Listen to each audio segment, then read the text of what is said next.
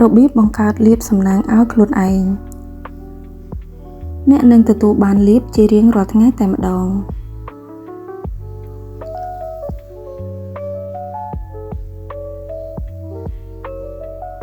ការថែទាំសុខភាពផ្លូវចិត្ត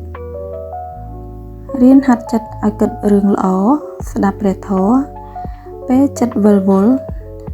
និងធ្វើសកម្មភាពមួយដោយមានសតិកុំប្រញាប់ប្រញាល់ពេក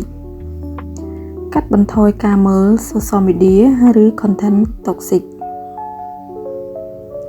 ថែទាំសុខភាពផ្លូវកាយញ៉ាំអាហារឲ្យសមនឹងតម្រូវការរាងកាយមិនតិចពេកមិនច្រើនពេកកុំញ៉ាំជាតិស្ករខ្ពស់ថយអាហារកំប៉ុងថយអាហាររសជាតិ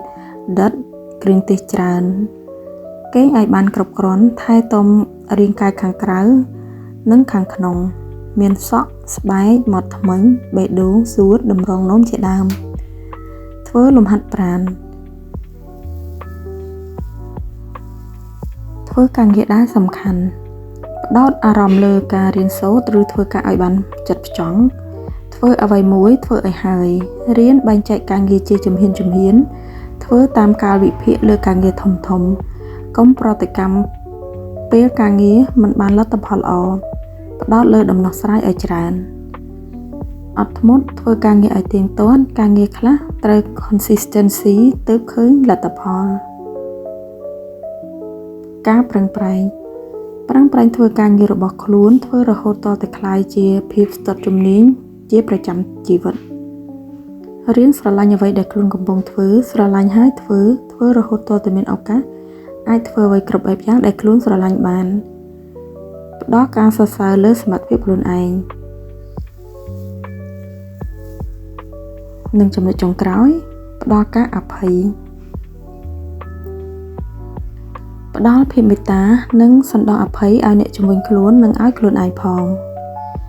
លះបង់ចោលចិត្តខឹងស្អប់ច្រណែនធ្វើល្អដោយមិនរំពឹងទុកលើផលតបស្នង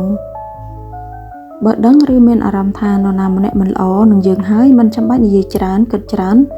ដឹងត្រឹមថានៅឲ្យឆ្ងាយពីគេគឺគ្រប់គ្រាន់ហើយ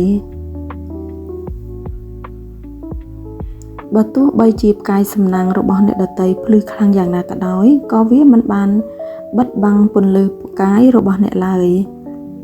ចង់បានសំណាងតើតើយើងចេះបង្កើតវាសូមឲ្យផ្កាយសំណាងរបស់អ្នករះកាន់តែភ្លឺ